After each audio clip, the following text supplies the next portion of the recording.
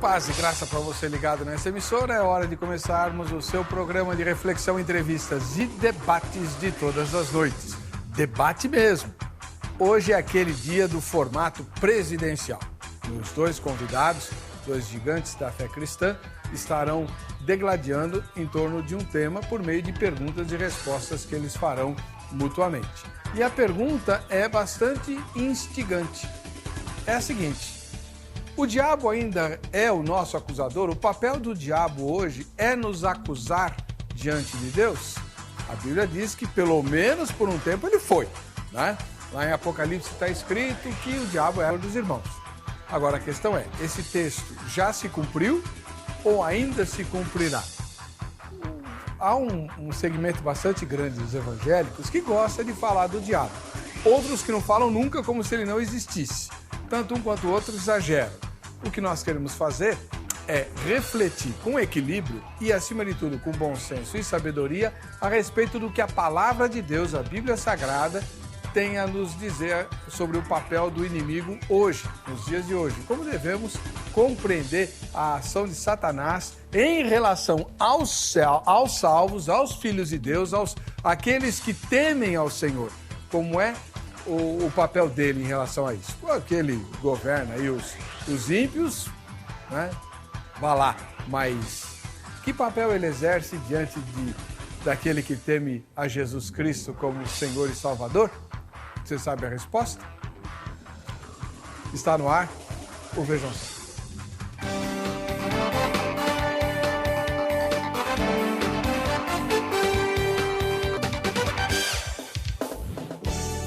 Olá, é com alegria que iniciamos agora mais essa edição do programa Vejam Só, agradecendo o carinho da sua audiência. Bom ter você aí, tanto é que a gente vai te mandar um presente hoje reforçado com uma obra de um dos convidados que ele vai autografar e tudo, bem bacana para você, tá?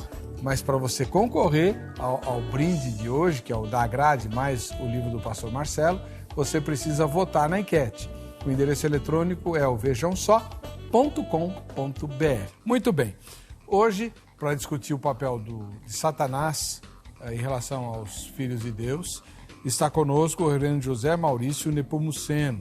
Ele é ministro da Igreja Presbiteriana do Brasil, pastor da unidade lá de Vila Formosa, né? E é mestre em Ciências da Religião pelo Mackenzie, além de ter ministrado o curso Lendo a Bíblia como História da Redenção no Centro de Pós-Graduação Andrew Jumper, que é o núcleo de formação de pós-graduação da Igreja Presbiteriana do Brasil. Seja bem-vindo, reverendo Zé Maurício.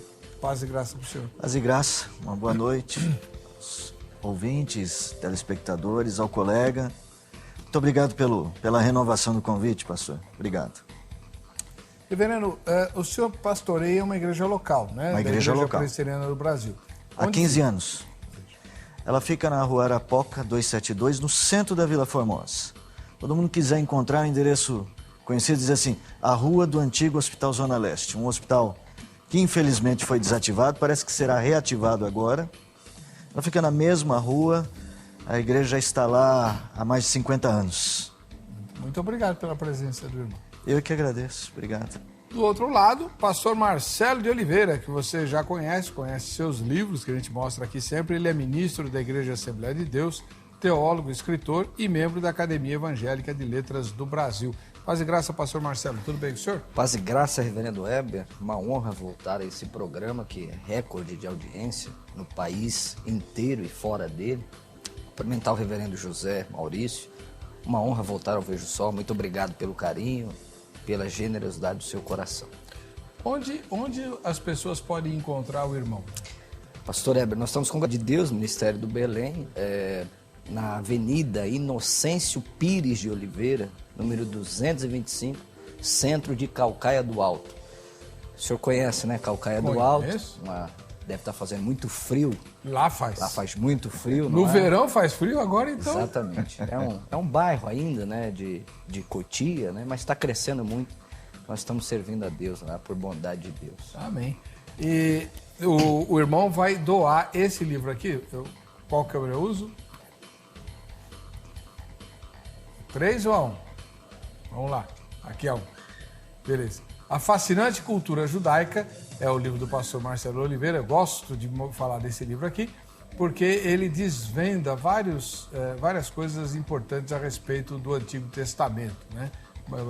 A cultura dos judeus que está por trás do Antigo Testamento. E quem for sorteado hoje, eu vou falar dos brindes, vai ganhar também esse livro autografado pelo próprio autor Marcelo de Oliveira. Tá bom? Obrigado, pastor. Muito obrigado pelo carinho. E quem quiser, né, quem não for sorteado, quem quiser o livro, é só usar o vejãosó.com.br, pega o contato do pastor Marcelo, que também vai passar durante o programa, e manda a solicitação para ele. Aí ele manda autografado, você põe na estante, quando chegar o pastor te visitar, fala, não, meu grande amigo, o irmão Marcelo, ele me dedicou à obra e tal. Né? Privilégio para mim, privilégio. Legal. Vamos ver a matéria que apresenta o tema que nós vamos discutir hoje, não vejam só. Apesar de ter sido expulso do céu, Satanás ainda busca elevar seu trono acima de tudo e todos. Mas os servos de Deus sempre estarão e estão dispostos para que isso nunca prevaleça, como mostra na batalha de Miguel contra Satanás. E uma grande voz no céu que dizia: agora é chegada a salvação e a força e o reino do nosso Deus e o poder do seu Cristo. Porque já o acusador de nossos irmãos é derrubado, o qual diante do nosso Deus o acusava de dia e de noite. Além da vitória que os anjos tiveram pelo sangue do Cordeiro e pela palavra do seu testemunho, o que reparamos nesse versículo é que o diabo é chamado de nosso acusador. Acusador, que ou que acusa, incrimina, delator, denunciante. Imagina você em um tribunal, onde existe um juiz, um advogado e o acusador. Quando nós pecamos e entramos naquele tribunal, há alguém que grita que somos culpados. E se ele fosse o único falando sobre nós diante do juiz, nós estamos perdidos e sem esperança. Mas Jesus, como nosso defensor e advogado, não deixa que isso aconteça. Apesar que aí entra outra questão. Pois se Jesus pagou por nossos pecados na cruz, como pode o diabo ser ainda nos dias atuais o nosso acusador diante de Deus? O que você acha? Acompanhe agora esse tema no programa Vejam Só.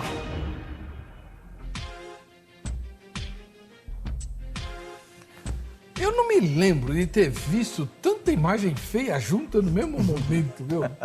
Pelas... Ô, Jéssica! Tem dó, filha. Mas tá bonita a matéria. Barbaridade! Ô, doido, senhor. Tá louco? Coisa mais de mau gosto. Credo. Como dizia minha avó, credo em cruz, Virgem Santa, Ave Maria, Nossa Senhora. Seu Weber Cocaré.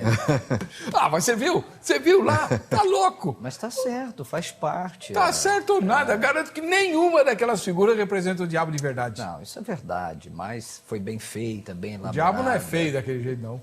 É verdade. Embora a Bíblia dê uns tira nomes isso pra daí. ele... Vai pôr de novo. Sai, capeta. Sai. Bom, tá, agora eu vou falar sério. Agora o debate é sério, o assunto é muito sério, né? O diabo ainda é o nosso acusador diante de Deus. Para conversar sobre isso, nós temos aqui o reverendo José Maurício Nepomuceno, que é ministro da Igreja Presbiteriana do Brasil, e ele vai, a partir do próximo bloco, fazer perguntas e responder perguntas para defender qual ponto de vista, reverendo? Bom, o senhor já apresentou no seu briefing aí da matéria, qual o momento em que Satanás tenha sido expulso, sido derrotado.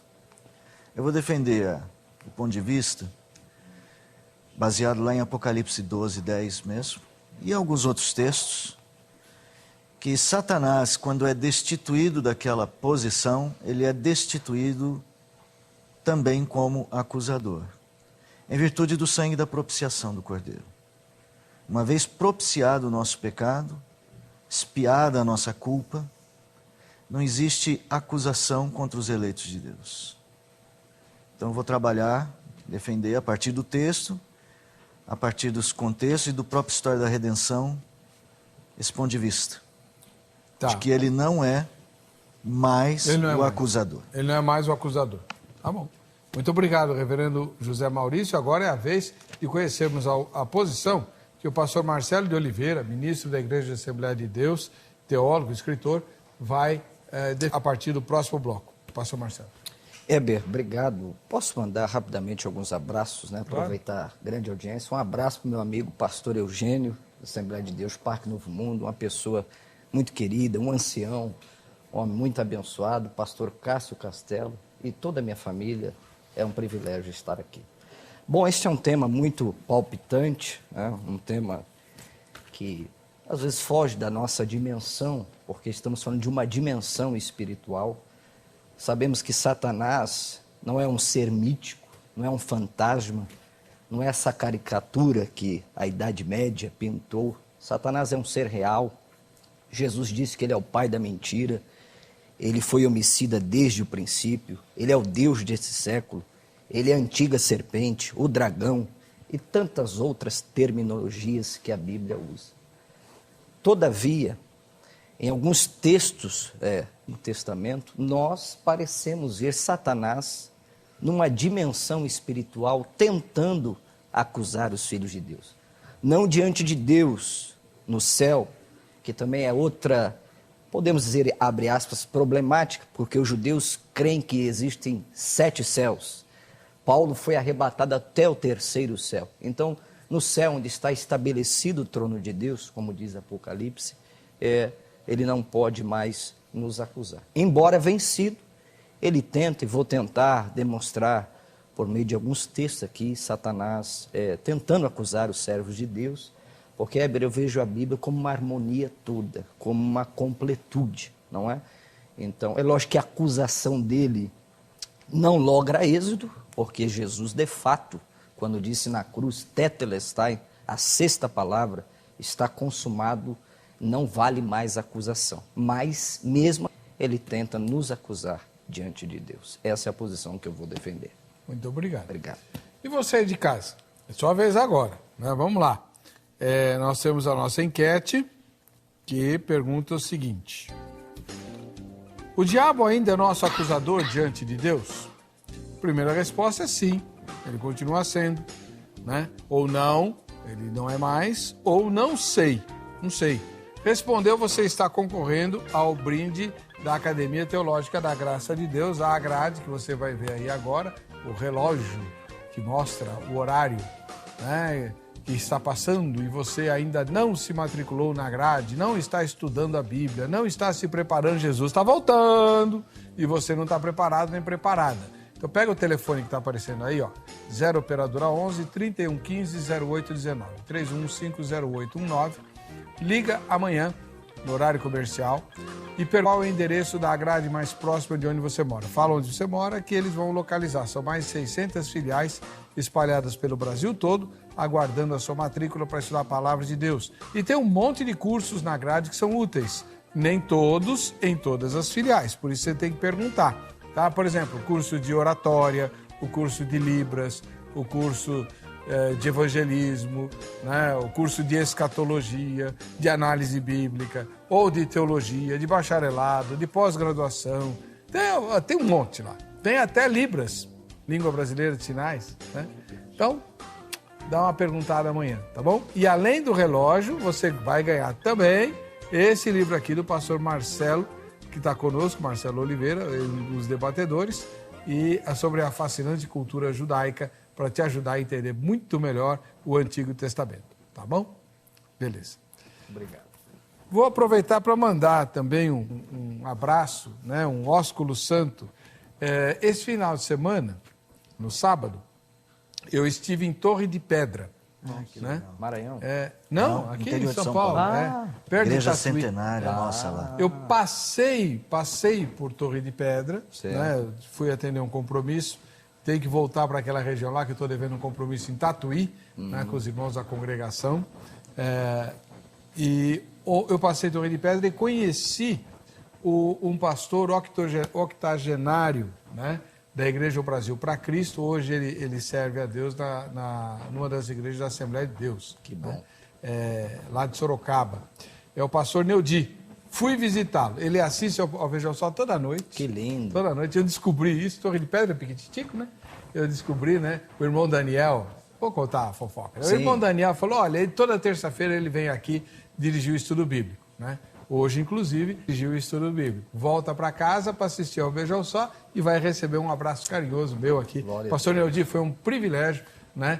Conhecer, ser recebido pelo senhor na sua casa, né? Estava estudando a revista da Escola Dominical. Que lindo. Pastor de 85 anos de idade. Muito. Ia dar aula no dia seguinte. Que exemplo. Eu entrei na casa dele, eu vi a revista da Assembleia de Deus Aberta lá. Que bonito. Ele preparando a aula. Isso é um exemplo. Exemplo, pastor. Isso Porque tem muita gente aí que chega na hora da escola e vai ver qual é o assunto Exatamente. e fica enrolando. Isso é digno de nota. É. Saudações ao nosso querido pastor.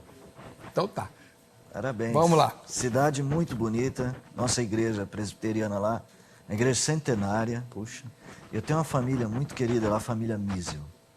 Família muito querida, fundadores, assim, de longa data lá do evangelho ali naquela região. Amém. Glória a Deus.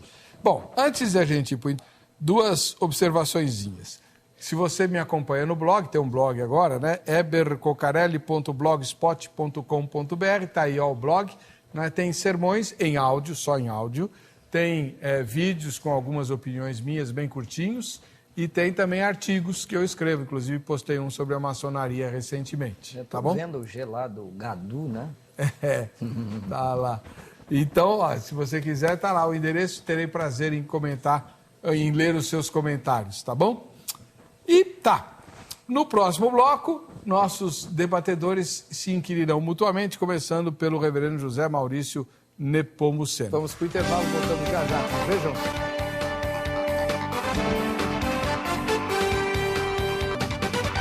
Hoje o programa é o debate entre os dois convidados, feito da posição de Satanás hoje. Eles vão se inquirir mutuamente, começando pelo reverendo José Maurício Nepomuceno, e as respostas e comentários serão cronometrados para que todos tenham o mesmo tempo. 3 minutos para fazer as respostas e também os comentários. Reverendo José Maurício, sua primeira pergunta. Muito bem. Marcelo, pastor Marcelo. Sim, pastor.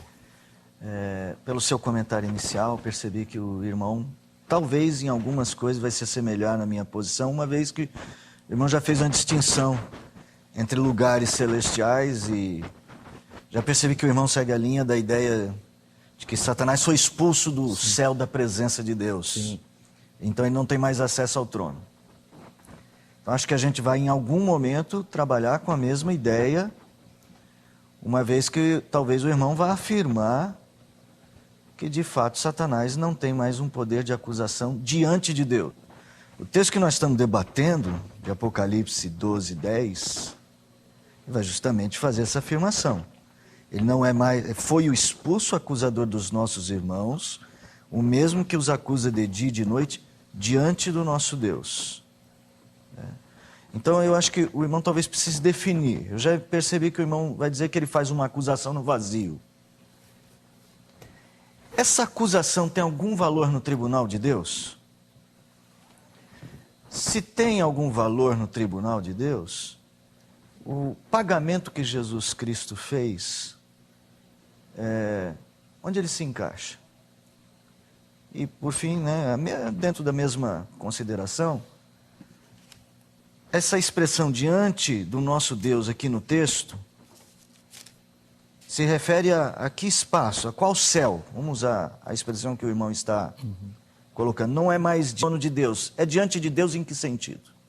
O senhor pode resumir as perguntas? Porque Vamos era lá. uma só, mas o senhor fez 3, né? Ele está judiando Eu de mim, sou viu, esperto, né? Então, Fui vai, esperto. tá vamos lá. querendo me massacrar aqui. É que assim, na verdade, eu tenho que explicar. Eu vim com uma posição muito consolidada e entendi que o irmão tem uma posição Sim. que se aproxime em alguma coisa. Vamos lá.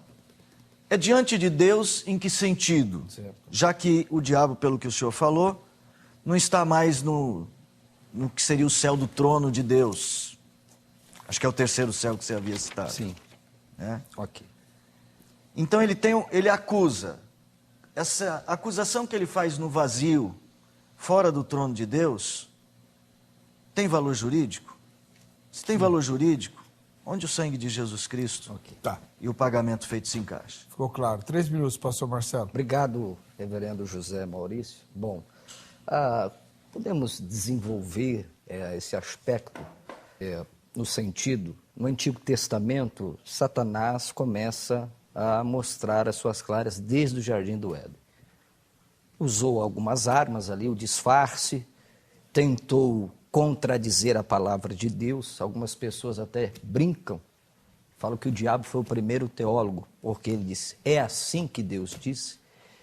E quando nós vamos desenvolvendo, não é, essa teologia que nós podemos dizer, nós vamos ver que a palavra hebraica Satã, ela tem um desenvolvimento. Ela aparece primeiramente em Números 22, olha que interessante, é o texto original hebraico. Quando o anjo do Senhor se opõe como inimigo, eu não estou dizendo que o anjo é inimigo, mas a palavra ali é Satã. Depois, essa palavra, Heber, vai aparecer em 1 Crônicas 21, quando Satanás incitou a Davi a levantar aquele censo e aquela... Mas a palavra vai aparecer com muita força no texto de Jó, não é? Jó capítulo 1, dos versos 6 e o capítulo 2, a expressão hebraica é Ra-Satan. Preciso explicar isso. Ra no hebraico é o definidor, o artigo definidor. No hebraico não tem o artigo indefinido.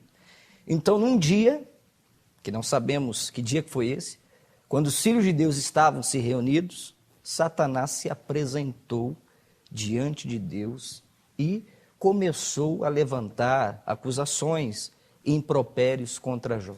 É lógico que Cristo garante a nossa vitória, eu não vou aqui cometer um suicídio hermenêutico, mas parece, dando a entender esse texto de Jó, que em alguma dimensão espiritual, que eu não sei explicitar onde, Satanás teve acesso à corte celestial e foi lá contra a vida de Jó. Ora, se ele contrapôs a vida de Jó, um homem que era reto, não é? A palavra hebraica ali é iachar, reto no sentido de honesto, preciso, não é? Fiel, sincero e que se desviava do mal, imagine contra nós. Diante do trono de Deus não tem legalidade nenhuma, lógico, porque o nosso advogado Jesus Cristo está lá, não é? Agora, numa dimensão espiritual, Satanás pode, não é? Que é o correspondente no Novo Testamento grego diabolos, não é? O acusador. O próprio nome do diabo no Novo Testamento, diabolos no grego, dá a ideia que ele tenta nos acusar. Como eu disse, ele não vai lograr êxito, porque o sangue de Jesus nos cobre. Amém. O sangue de Jesus nos protege. Beleza. Não sei se consegui responder aí a Vamos ver. pergunta do Reverendo reverendo. José Maurício tem 3 minutos. Tá. Não, irmão, vamos lá. Nós não estamos negando que o diabo exerceu esse papel. E o caso de Jó é mesmo, talvez a melhor de todas as ilustrações bíblicas deste papel. Podemos também ir a Zacarias, lá, o sacerdote Josué. Sim. Mas o texto está dizendo que, num dado momento, ele é expulso. Ele é lançado fora daquela posição. O que eu estou defendendo não é que ele nunca foi o acusador, mas que num dado momento ele deixou de ser o acusador porque foi expulso dessa posição. Baseado exatamente nesse texto aqui de Apocalipse. Então, assim, quando eu digo, o texto diz assim, ele não é mais o acusador dos nossos irmãos porque ele foi expulso e deixou de ser o acusador dos nossos irmãos diante de Deus. Então, assim, na verdade, a doutrina que eu acho que vai ser a pedra de toque aqui é a doutrina do valor da justificação. Sim. Se ela vai acontecer mesmo na cruz, ou se ela só vai ter um valor no final dos tempos. É aquilo que você disse, o pastor Heber disse no início. Essa batalha, essa expulsão aconteceu quando? Ou ainda irá acontecer? Então, eu não sei, talvez a gente vai ainda ter tempo para discorrer mais. Vou deixar claro, minha posição é que, de fato, ele era o acusador e foi o que aconteceu. Jó mostra, eu aceito que ali ele está cumprindo esta missão. Só que quando Cristo vem e morre, aquilo que o apóstolo Paulo diz assim, ele despoja, ele vence na cruz, E ali ele rasga o escrito de dívida, não tem mais como ele fazer essa acusação, que era uma acusação formal. Ela não era só uma acusação ética. De direito, e que isso é muito bom. Nós estamos falando de algo judicial. A teologia, principalmente a teologia reformada, vai ver a justificação como um ato judicial. Então, judicialmente, não existe mais acusação. O acusador é expulso. Então, eu quero reiterar com o irmão, se eu aceito que ele foi, por um tempo, este acusador, até que o sangue da propiciação, que expia o nosso pecado e depois nos justifica, foi apresentado diante de Deus. Então eu estou trabalhando com a ideia de que o diabo deixa de ser o acusador dos nossos irmãos, no momento em que a cruz é erguida, Jesus Cristo morre, derrama seu sangue e ressuscita. Então talvez isso vá ajudar a gente a melhorar. Eu ainda volto a dizer, preciso que o irmão diga, se ele ainda é o vazio, essa acusação tem valor jurídico? Ou ela é só uma acusação vazia? Ok? Legal. Agora é a vez do pastor Marcelo de Oliveira inquirir o reverendo José Maurício. Sim. Sua primeira pergunta. Dentro disso, reverendo, eu concordo plenamente que a justificação não é um processo, mas um ato forense de Deus, em que Deus nos declara justo. Eu não estou aqui colocando isso em xeque, mas nós sabemos que Satanás tem, como diz Paulo, os seus ardis, os seus estratagemas. Como disse, ele usa o disfarce, ele usa a mentira. E uma das armas que o diabo tem contra nós é a acusação, embora juridicamente não leve êxito, mas eticamente pode levar. Por exemplo, uma pessoa que constantemente cai no pecado. O senhor é um homem muito mais experimentado que eu. O senhor já deve ter tratado pessoas com um complexo de culpa incrível, que às vezes estão dentro da igreja. Eu já tive casos, pastor Heber, de orar por pessoas e depois essas pessoas se afastarem a tal ponto de Deus que o diabo as levou à morte. Credo. Não é sério, entendeu? O senhor precisa fazer a pergunta. Então, dentro disso, vamos voltar lá, reverendo, do texto de Jó, porque isso, no texto de Jó, o senhor conhece muito bem a palavra de Deus, lógico que ele caiu, isso é fato, mas Satanás está aqui rodeando a terra e está tentando lograr êxito na acusação de Jó, contra a vida de Jó. É como o senhor, na teologia reformada, explica esse texto.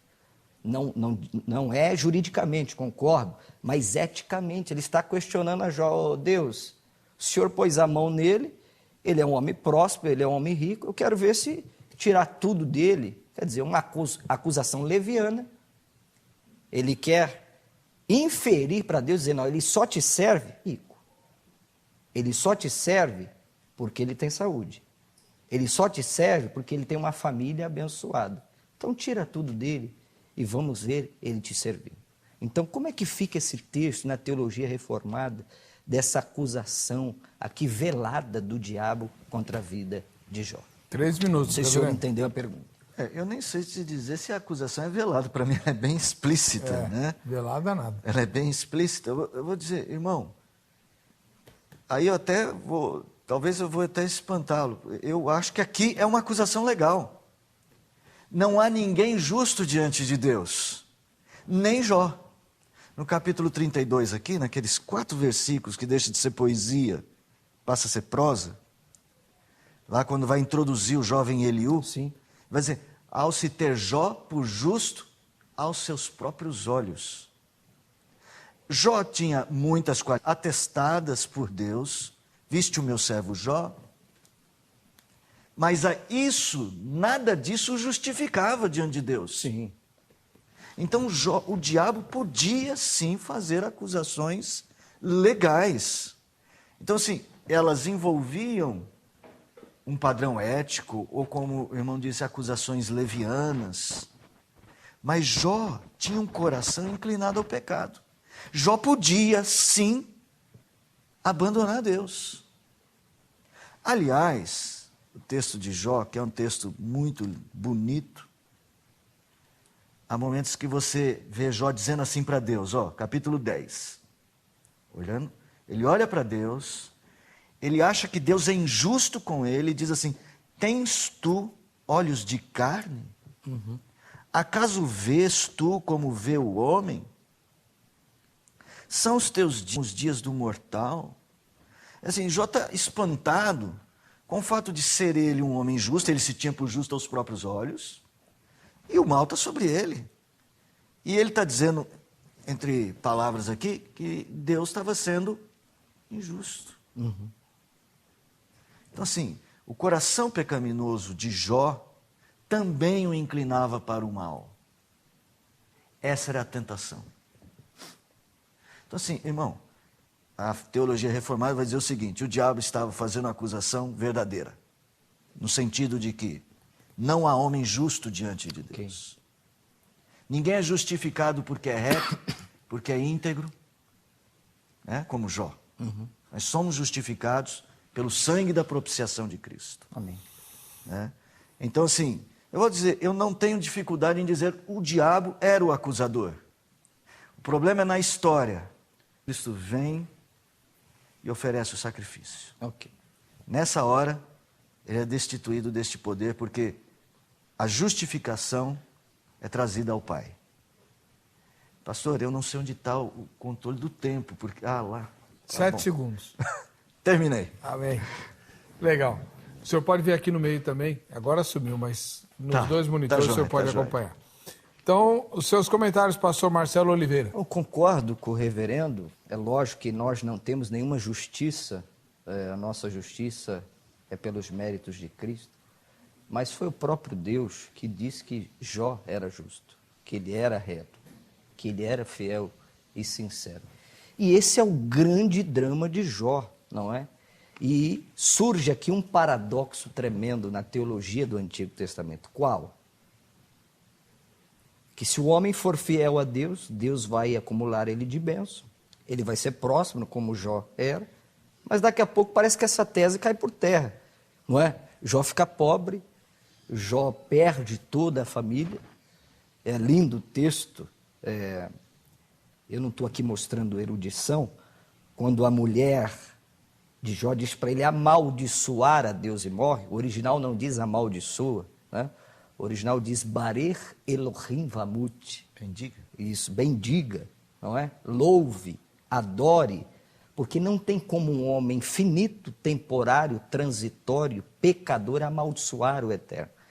Então, os escribas, quando viam uma palavra de maldição ao nome de Deus, eles então substituíam por outra, uma expressão chamada Tikkun Soferim, correção dos escribas. Então, aquilo de fato acontece, Jó vai para a cinza, ele ora a Deus, não é? E fica essa questão que nós não conseguimos responder, não é? A questão do sofrimento humano, a questão por que o justo sofre. E no capítulo 42, Jó vai dizer que com os ouvidos ele ouvia falar, né? Mas agora os olhos o veem. Mas você vê que Satanás, novamente no capítulo 2, tenta uma investida, não é? Eu não estou aqui anulando a cruz de Cristo, porque como ele caiu, ele não pode acusar lá. Então ele vai tentar acusar aqui. Ele vai tentar se levantar contra nós aqui, não é? É isso que eu estou querendo expor aqui. Paulo vai dizer que nós não podemos ignorar os seus desígnios, não podemos ignorar as suas artimanhas. Ora, o texto de 1 João capítulo 2, todos nós conhecemos, diz que, filhinhos, não pequeis. Mas se vocês pecarem, há um advogado, Jesus Cristo, né? Ele não é a propiciação apenas dos nossos pecados, mas pelo mundo inteiro. Ora, se tem advogado, Weber, tem que ter alguém acusando.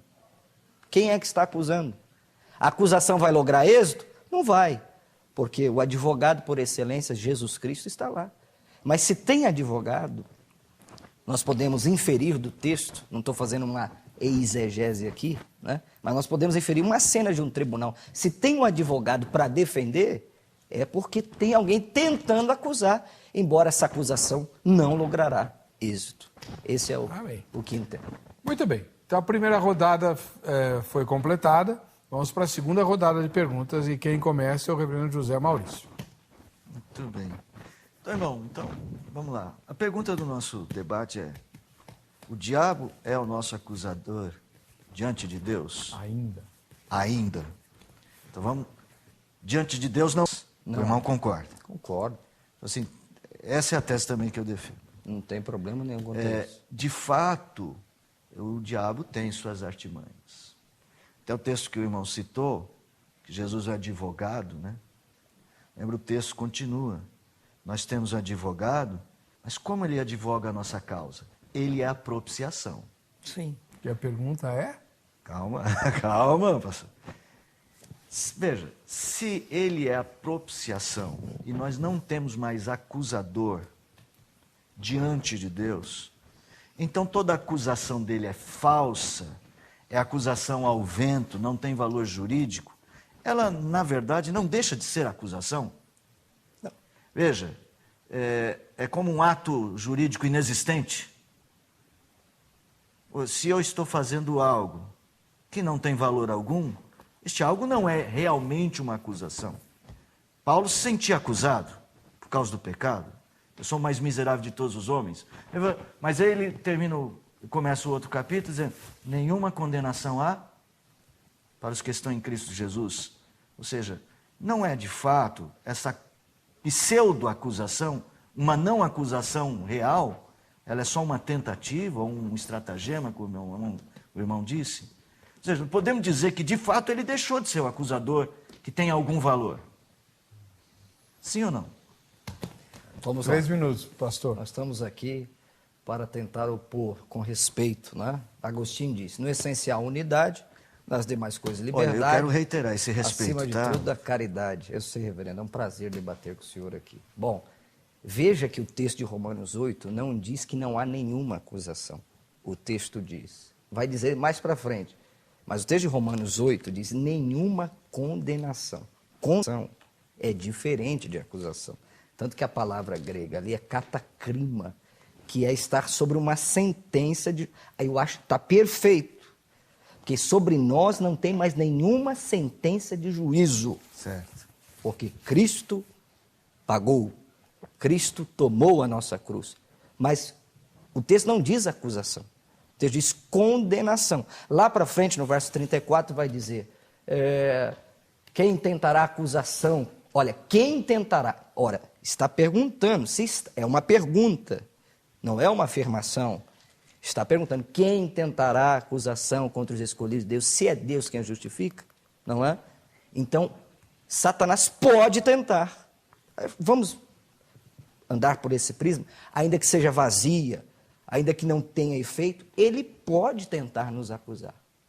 Até porque a sua derrota final será estabelecida na hora do Apocalipse.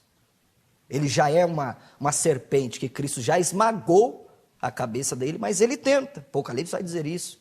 O diabo tem que aproveitar o pouco tempo que lhe resta. E isso ele tem inculcado em muitas pessoas.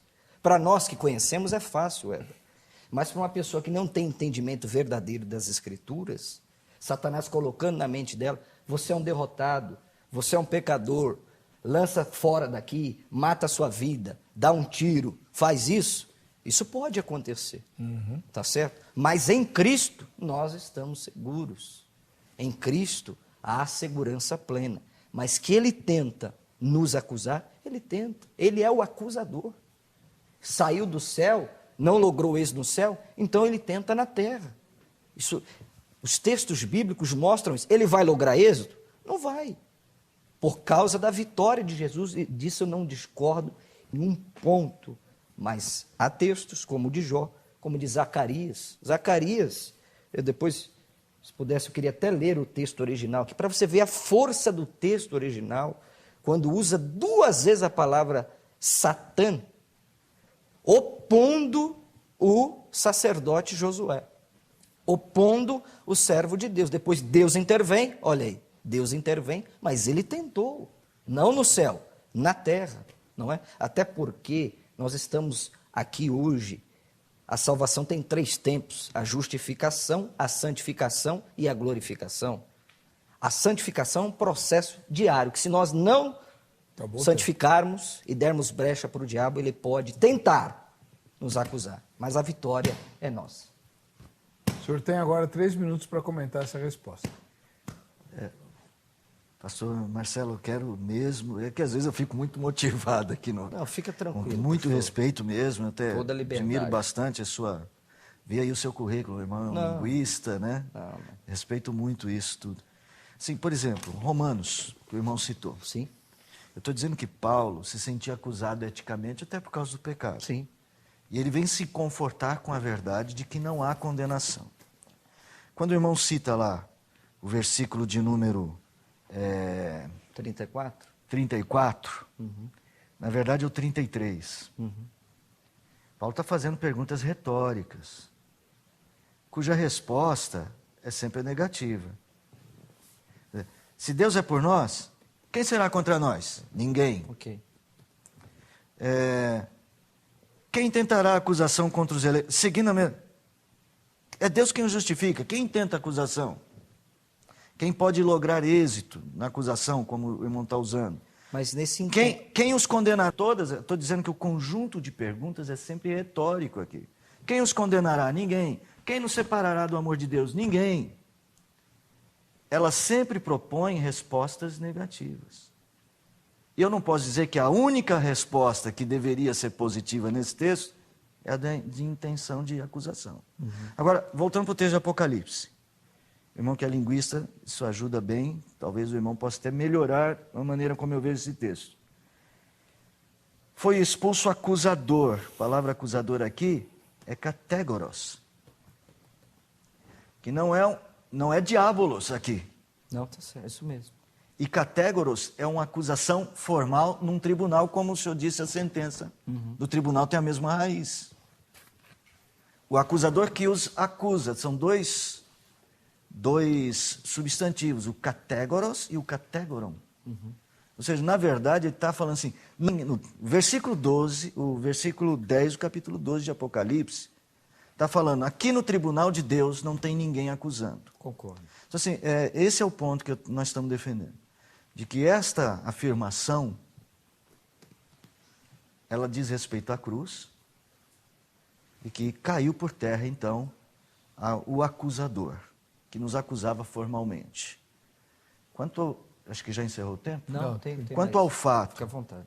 dele ser esse acusador mentiroso, esse leviano, esse que É o perfil tenta dele. nos convencer, aí é bom que o ouvinte, o telespectador, os irmãos que estão nos ouvindo e acompanhando, entendam o seguinte. Caro irmão, nenhuma acusação que porventura o seu coração sinta peso e culpa tem valor diante de Deus. É isso que Apocalipse está nos dizendo. Ok. Deu tempo agora. Vamos lá, nosso intervalo. Na volta, o pastor Marcelo de Oliveira que vai fazer a segunda pergunta dele para o reverendo José Maurício. Vamos lá.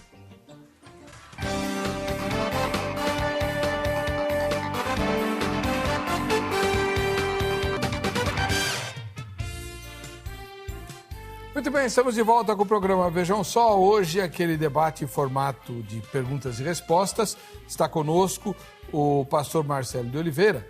Ele é ministro da Igreja Assembleia de Deus, lá no Ministério Belém, e é teólogo, escritor, membro da Academia Evangélica de Letras do Brasil. E ele vai fazer a segunda inquirição dele ao reverendo José Maurício Nepomuceno, da Igreja Presbiteriana do Brasil.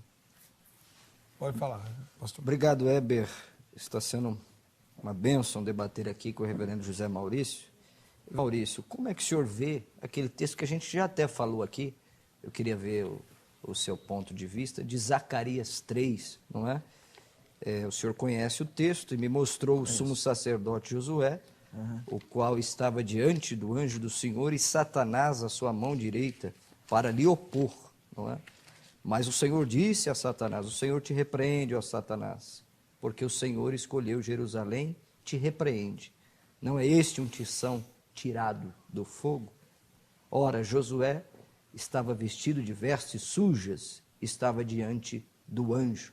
Como é que o senhor entende esse texto aqui, se essa acusação é uma acusação ética, judicial, também concordo que não seja, mas será que Satanás não pode, como nesse texto de Josué, nos opor e dizer, olha, por exemplo, pastor Marcelo pisou na bola e ele é teu servo, mas ele anda, entre aspas, aprontando uma, como Josué, né? Josué era sumo sacerdote, não é?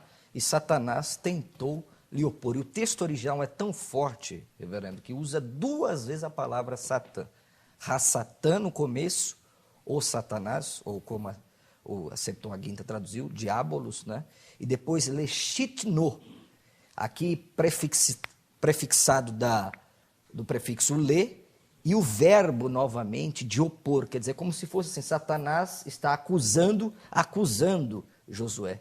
Esse texto é muito forte no original, que acho que o único texto no Antigo Testamento que aparece 2 vezes a palavra Satã junto, acusando alguém, é esse texto aqui de Josué. Queria ver uma opinião do senhor sobre esse texto. 3 minutos, reverendo.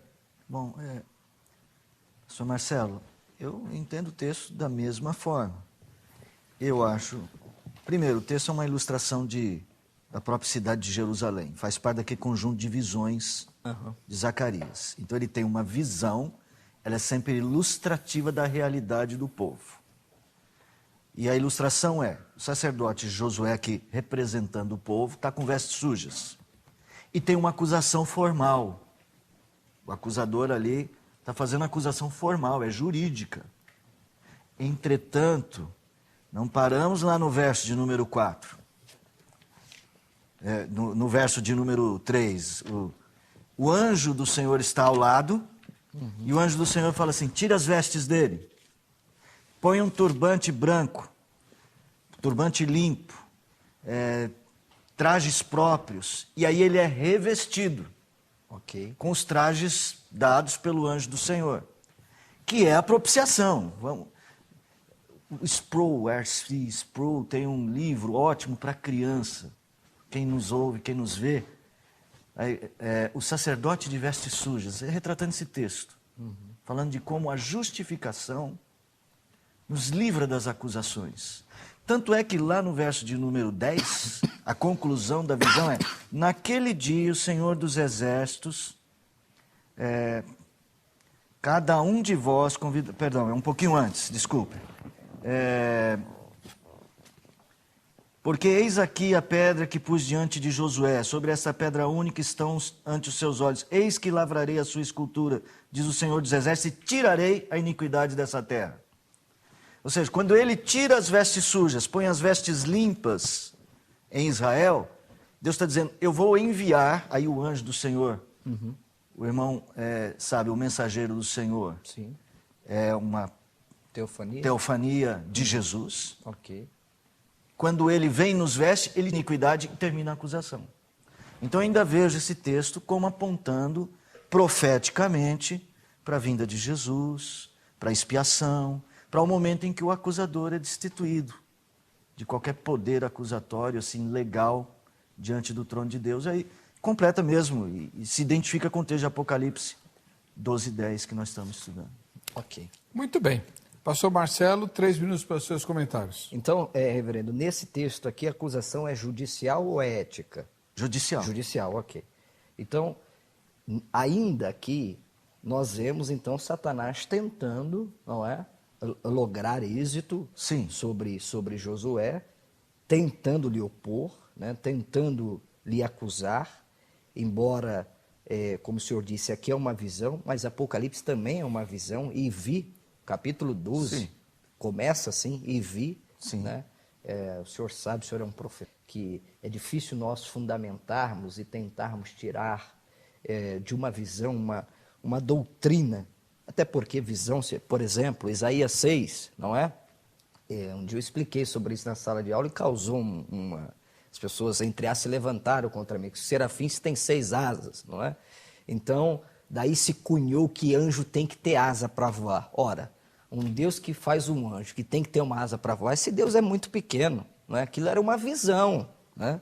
Uma visão em que havia 6 asas, não é porque o texto está dizendo que tinha asa, que um anjo, né, tem que ter asa. Agora, voltando aqui, é isso que eu vejo um pouquinho, reverendo, de dificuldade, nesse sentido que Satanás pode tentar, como aqui tentou, não logrou êxito, porque o anjo do Senhor, que era o próprio Cristo, eu concordo, pôs uma mitra, né, de santidade, purificou Josué, como também nos purificou, mas veja que ele tenta, ele faz alguma coisa, mesmo sabendo, não é? Como disse, acho que foi Santo Agostinho, o diabo é um cão que está algemado, que está preso, e só vai lograr isso se você chegar muito perto dele, então ele vai te atacar. Mas veja que o inimigo tentou descaracterizar o servo de Deus, Josué. Não logrou êxito, eu concordo, não estou aqui comentando um suicídio hermenêutico. Ele tentou, embora Deus, não é, que é o nosso Senhor, o nosso advogado, justificou. Então, eu vejo, pastor Maurício, querido, que Satanás pode tentar. Ele pode. Vai lograr êxito? Não vai. Ele pode tentar. No céu, jamais. Diante de Deus, jamais. Mas aqui, na terra, né, ele tenta de todas as formas nos descaracterizar, tenta de todas as formas nos vencer, mas eu creio que a vitória é nossa pelo sangue de Jesus. Eu creio nisso, na vitória do sangue da nova aliança. Embora ele tente, mas não alcança êxito. Vamos agora, então. 2 perguntas foram feitas por cada um, respondidas e comentadas. Então agora nós vamos para a derradeira pergunta. Sua última pergunta, reverendo José Maurício. Tá certo. Primeiro eu vou arrazoar e vou chegar nela. Tá bom. Se o anjo da aliança não tivesse coberto Josué, representando o povo, com as suas vestes limpas, a acusação seria vista e ouvida. Como é diante do ímpio que não tem suas vestes revestidas pelas vestes de Cristo. Aqui é um texto profético, é uma visão um tanto quanto diferente de Apocalipse, porque ela é uma visão que ilustra a realidade logo em seguida aplicada. De tirar a iniquidade, como diz aqui, passarei de ti a tua iniquidade e te vestirei de finos trajes, que é a expiação da cruz. Tá? Irmão, eu quero insistir em dizer assim, o diabo é mentiroso, porque ele é mentiroso, ou seja, tudo que ele fala não é real, é o pai da mentira. Então as acusações levianas que ele faz não são mais diante de Deus, já concordamos nisto. Né? O crente, quando é acusado por Satanás, levianamente, já sabemos que não é mais diante do trono, nossa resposta à nossa questão já está dada. O crente, quando é acusado, ele deve se apegar ao texto de Apocalipse 12:10, só para voltar para o tema, Sim. e dizer o seguinte: esse texto me dá segurança que mesmo que Satanás me acuse, ele não faz isso de forma jurídica diante de Deus, nenhuma condenação há sobre mim, não há acusação contra o eleito do Senhor. Fiz a pergunta. Reverendo, acho que a questão que está aqui, nós estamos começando a entrar em pontos diferentes. A justificação, como eu disse, é um ato solene de Deus. Agora, o problema é a pessoa pecar e dizer, olha, não tem mais acusação. Pecar novamente, não tem mais acusação. Quer dizer, vida cristã é uma vida de santificação. Eu acho que, com todo respeito ao sistema calvinista, esse negócio de eleição, uma vez salvo, e salvo para sempre, quer dizer, eu posso fazer o que eu quiser. E aí lá no final, porque eu fui eleito, eu vou ser salvo, eu acho que é perigoso, porque toca num ponto fundamental da vida cristã, que é a santificação. Se não santificarmos a nossa vida, se não vivermos uma obra, é lógico que é Deus que faz tudo em nós, mas nós temos que nos aproximar de Deus. A Bíblia diz, chegai-vos, pois, a Deus, e Ele se chegará a vós. É o grande dilema, a soberania de Deus e a responsabilidade humana. É Deus que nos santifica, mas Ele manda santificar. Santificai-vos, porque amanhã eu farei maravilhas no meio de vós, não é? 1 Tessalonicenses 5:23, o vosso espírito, a vossa alma e o vosso corpo sejam santificados ao Senhor. Então, reverendo, esse é o meu ponto de tensão. Não há condenação? Não há. Então a pessoa diz assim, então não há nenhuma condenação, eu vou viver uma vida que eu posso viver, porque no final, não é? eu serei salvo. Eu acho que esse é o grande problema. Eu sei que não é o tema, mas indiretamente está envolvido nesse sistema, porque a pessoa pode dizer assim, então eu vou viver uma vida que eu posso viver, né? Aí toma os versículos isolados, aquele que invocar o nome do Senhor será salvo. É assim, se não vivemos uma vida com Deus, não é? Que é a Bíblia diz que nós somos eleitos no Filho, ou seja, nele, a eleição é nele. Então, se estivermos nele, há garantia. Agora, se, como diz Hebreus, se negligenciarmos essa tão grande salvação, o inimigo vai lograr isto contra as nossas vidas, né? O escritor aos Hebreus diz, como escaparemos nós se negligenciarmos tão grande salvação? Lá no tribunal de Deus está tudo certo. O problema é enquanto estivermos aqui. O problema é que Satanás usa dos seus desígnios, usa das suas artimanhas e ele tenta, não consegue. Mas tomemos cuidado, eu acho que nesse ponto nós temos que tomar cuidado. Uma palavra aqui, não de contrapondo, mas uma palavra de advertência. Não é? Porque tem cristãos que vivem uma vida tão relapsa, diz assim, não, no tribunal de Deus eu estou garantido. É verdade. Mas e a sua vida? Como é que está? E o seu testemunho? Como está? Muito bom. Pastor José Maurício, o senhor tem 3 minutos para os seus comentários. Irmão, eu tenho que dizer o seguinte.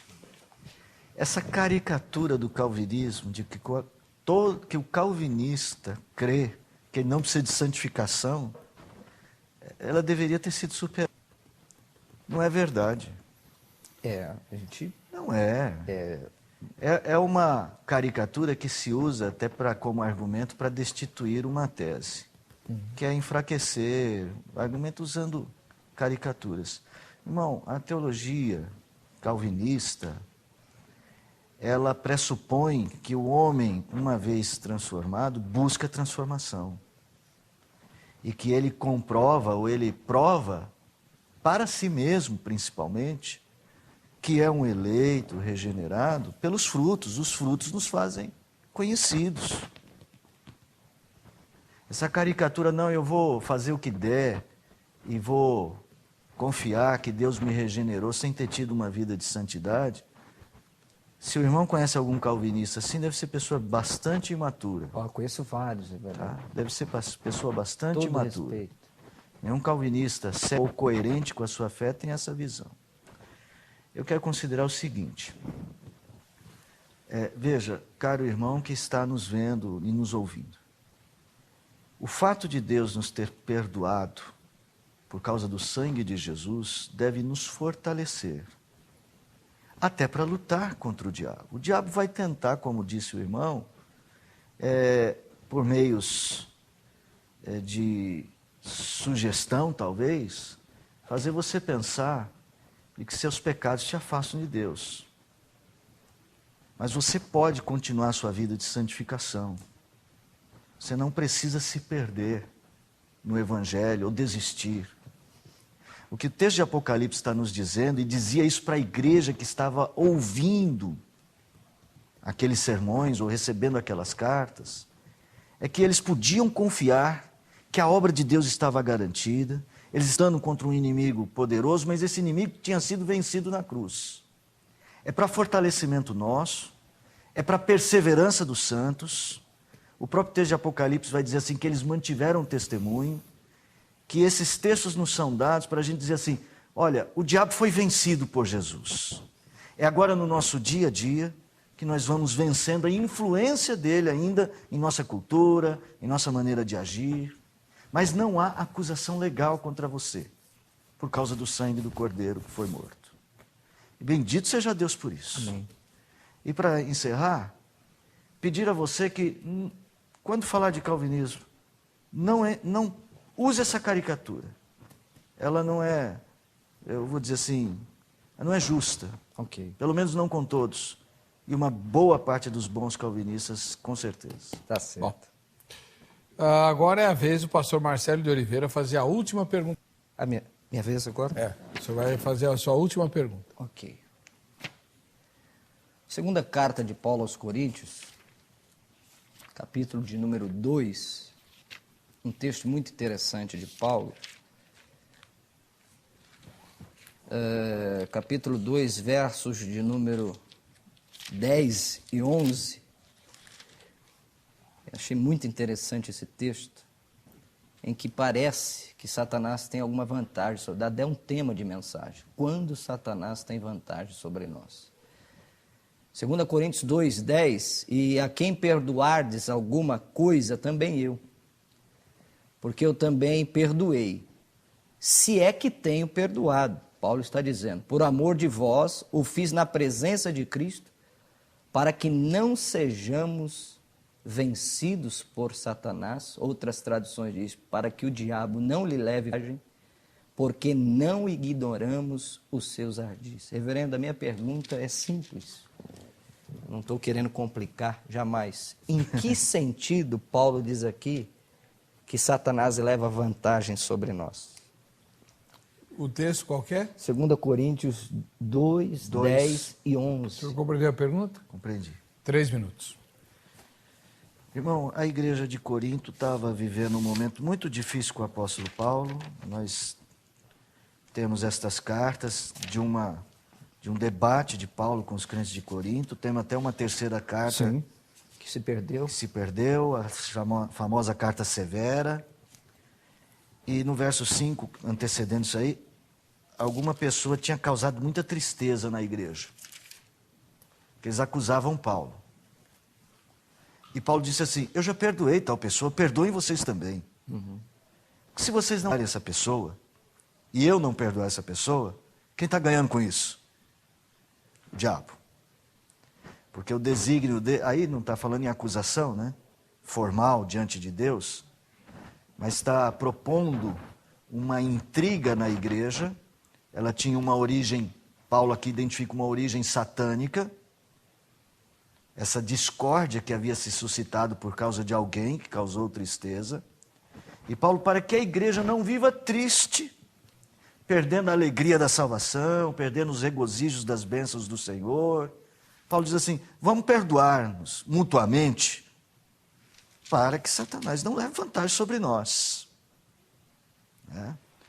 Veja que aqui não é um problema de como Satanás muitas vezes, por ardilosas estratégias, traz sobre a igreja falta de conhecimento, pela falta de conhecimento da igreja, tristeza. Era o que Paulo talvez estivesse combatendo quando escreveu aqueles 2 capítulos, Romanos 7 e 8, quando ele diz assim, olha, a lei me acusou, eu sei que a lei é santa, ela é perfeita, mas eu me sinto tão mal, até que ele atenta para a justiça feita na cruz. Diz assim, ninguém pode vencer aquele que é por nós. Então, para que a gente não se entristeça sem medida, e por causa dessa tristeza, Satanás logre vantagem sobre nós, tirando-nos parte dos regozijos da bênção do Senhor. Que o desígnio dele é justamente tirar de nós essa alegria. Quando Pedro vai dizer assim, vamos nos manter firmes, o diabo está tentando fazer alguma coisa para tirar a gente dessa firmeza.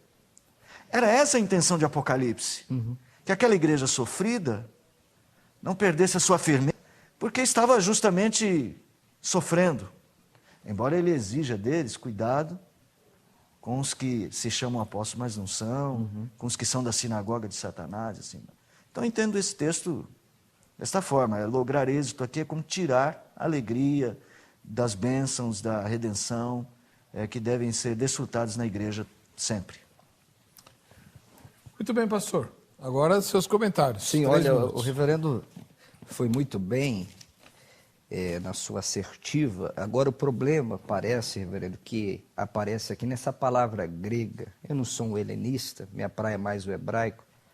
A palavra grega aqui, para levar vantagem, é pleonekteu. William Barclay vai falar sobre ela. E é interessante o pano de fundo dessa palavra, que ela é usada para defraudar uma pessoa frequentemente em meios desonestos. Essa que é a ideia do original. Então, quando isso acontece? Quando a igreja, primeiro, deixa de disciplinar os faltosos. Perfeito. São dois extremos aqui. Espera aí, o senhor vai ver onde eu vou chegar.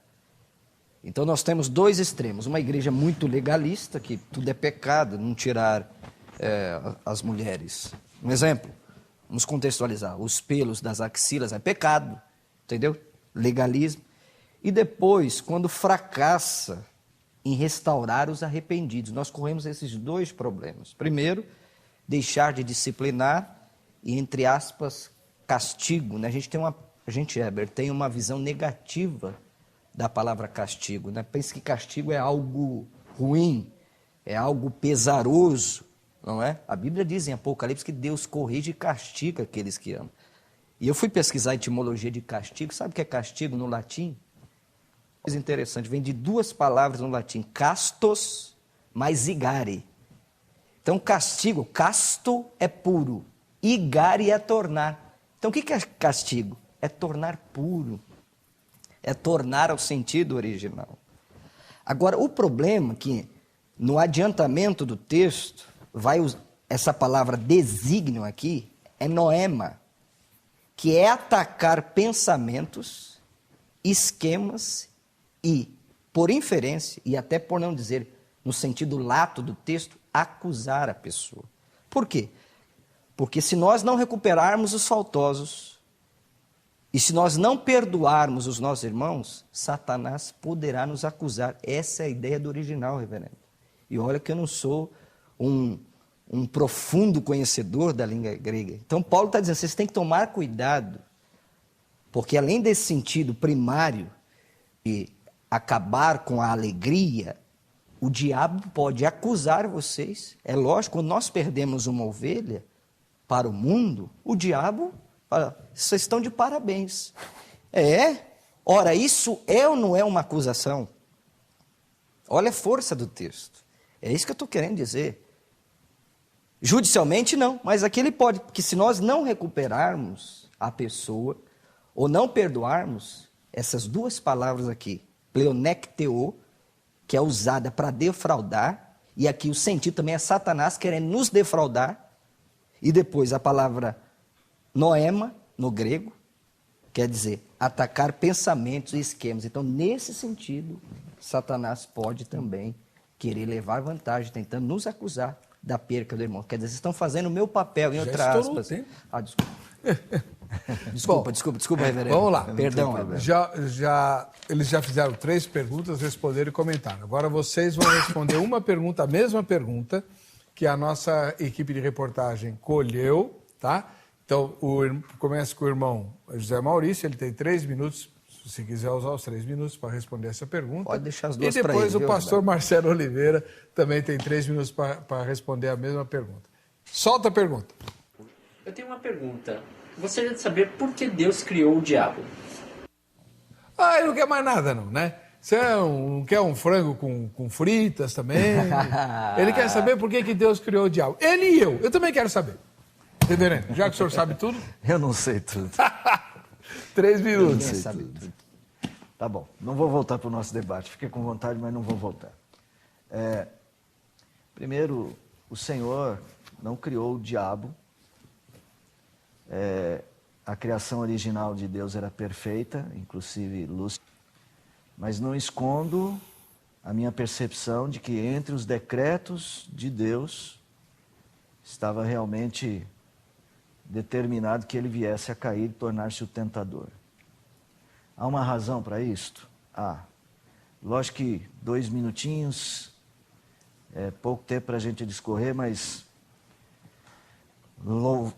olhando lá para Romanos, capítulo de número 9, nós vamos ver que, de alguma maneira, o desígnio de Deus desejava revelar o poder da ira de Deus. Não houvesse a queda em todos os sentidos, os anjos não eleitos, né, o mundo angélico contaminado, e mesmo do homem, este intento de Deus de revelar a sua ira não viria à luz. Então, assim, a pergunta do ouvinte ela é muito ampla. Ela responde de 2 maneiras. A criação original não era diabo, ou diabo, Satanás. Tá certo. Era a criação perfeita, querubim da guarda. Mas nos decretos eternos, Deus determina que isso aconteça para que Deus revele um dos seus atributos mais celebrados depois na glória eterna.